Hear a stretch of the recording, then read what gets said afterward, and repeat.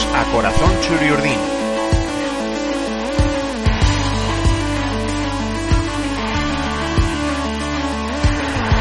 El podcast en el que escucharéis historias sobre la historia de la Real Sociedad.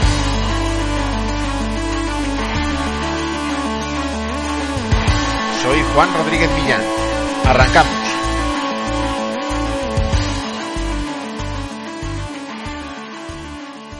Tras el húngaro Lipó Hercza, Harry Lobb se convirtió en 1930 en el segundo entrenador extranjero que tuvo la Real Sociedad, y al inglés le tocó vivir lo mejor y lo peor en un club que estaba peleando contra la creciente profesionalización del fútbol.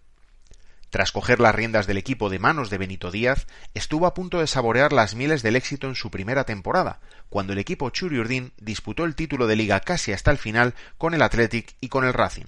Pero a partir de ahí le tocó vivir la cara más amarga del fútbol, ya que fue objeto de duras críticas en los siguientes años, hasta llegar al primer descenso de la Real en la temporada 1934-35. La historia más negra le recordará efectivamente por ser el técnico con el que la Real se fue a segunda por primera vez, pero por otro lado, su nombre está inscrito como el del jugador con más edad de la liga. Durante mucho tiempo se destacó a Donato como el futbolista que disputó un partido de la Liga Española con más edad, cuando lo hizo con el Deportivo con 40 años y 173 días. Carboni, con el Valencia, lo hizo después con 41 años y 40 días, batiendo ese supuesto récord. Y después el guardameta Ricardo llegó a disputar un partido oficial con 41 años y 154 días.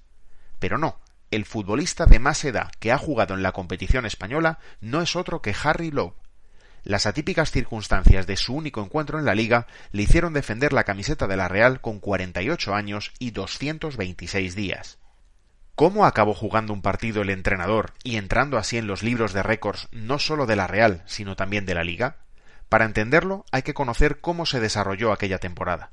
El profesionalismo era una clara amenaza para los clubes que no podían permitirse grandes inversiones económicas. La Real, que entonces lucía el republicano nombre de Donostia, y el Arenas de Guecho, fueron dos de los equipos más afectados.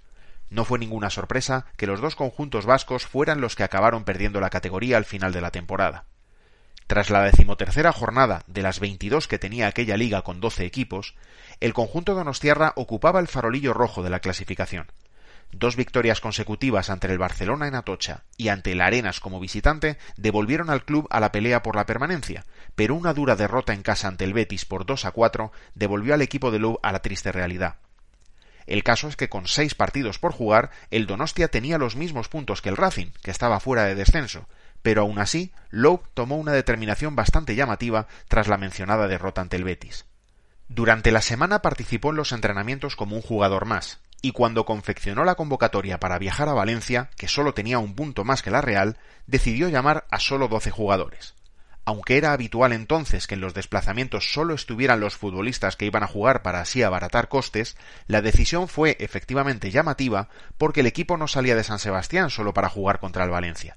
La idea era pasar 10 días fuera y afrontar el choque en Mestalla, la posterior visita al Atlético de Madrid y entre medias un partido amistoso en Cuenca para que entrara algo de dinero en las maltrechas arcas del club. Pero con las bajas de Amadeo con ciática e Insausti por una distensión en el muslo derecho, 12 futbolistas fueron los que viajaron, más el propio Harry Lobb. El inglés lo tenía claro, iba a jugar como interior derecho. El Donostia, con Lobb en el campo, naufragó eso sí de una manera absoluta.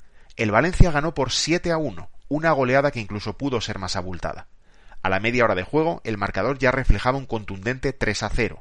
Torreflor marcó a los 13 minutos, Melenchón falló a continuación un penalti por mano de Arana, Richard hizo el segundo en el minuto 27 y solo 3 minutos más tarde Vilanova logró el tercero. Con ese marcador se llegó al descanso, y en la reanudación el Valencia no hizo más que aumentar el repertorio de sus goles. En el minuto 47, Iturraspe marcó de cabeza tras un córner. Goiburu hizo el quinto de falta directa 7 minutos después, y en el minuto 60 Arana introdujo el balón en la propia portería realista defendida por Rojo. 6-0 y todavía quedaba media hora por jugar. Por curioso que pueda resultar, fue ese el momento en el que la histórica autoalineación de Lobb encontró el guiño más amable.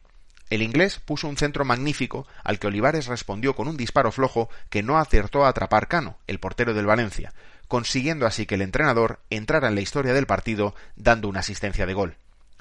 Al Valencia, eso sí, le dio tiempo a marcar un tanto más. El 7-1 definitivo lo hizo Vilanova con un disparo lejano.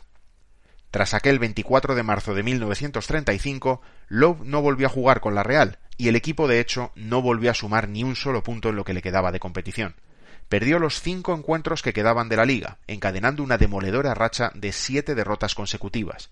El Donostia bajó así a segunda división como penúltimo clasificado, con 16 partidos perdidos en su casillero y nada menos que 67 goles encajados en las 22 jornadas de la competición.